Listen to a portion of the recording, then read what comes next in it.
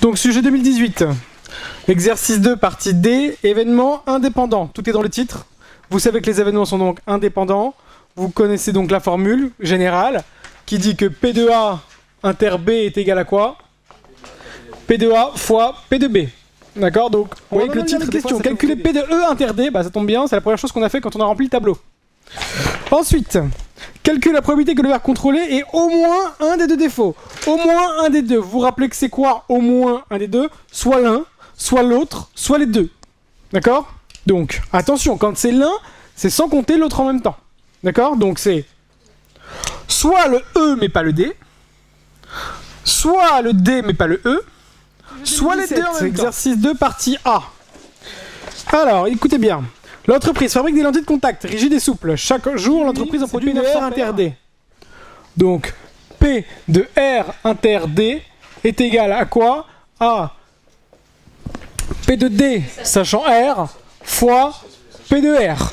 Ou P de R sachant D fois P de D, mais comme j'ai pas P de D ni P de R sachant D, j'utilise pas celle-là, donc j'utilise celle-ci.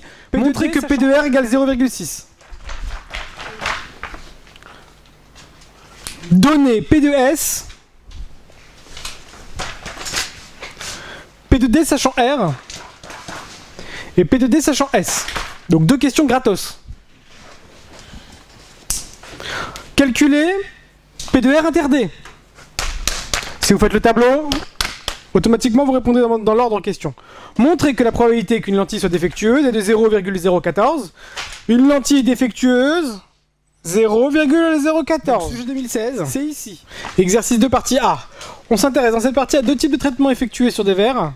Traitement antistatique et traitement anti-reflet. L'examen des fichiers. Je vais essayer de connaître la valeur de cette case-là. C'est quoi? C'est P de R inter S. C'est P donc de R sachant S fois P de S. Donc P de R sachant S. Alors, à votre avis, il fallait construire celui-là ou celui-là? Bah, celui-là était vide, donc c'était celui-là qu'il fallait remplir. Hein. Il fallait faire. Calculer P de S inter R. Montrer que la probabilité que le fichier prélevé est celui d'un client ayant demandé l'anti-reflet est de 0,22. P de R 0,22. Avant, j'ai calculé lui. Exercice 2, partie A. Alors écoutez bien, c'est super simple. Même si ça paraît compliqué, vous allez voir, en vérité, il n'y a rien de compliqué. C'était tout con, hein. Il n'y a rien de plus simple.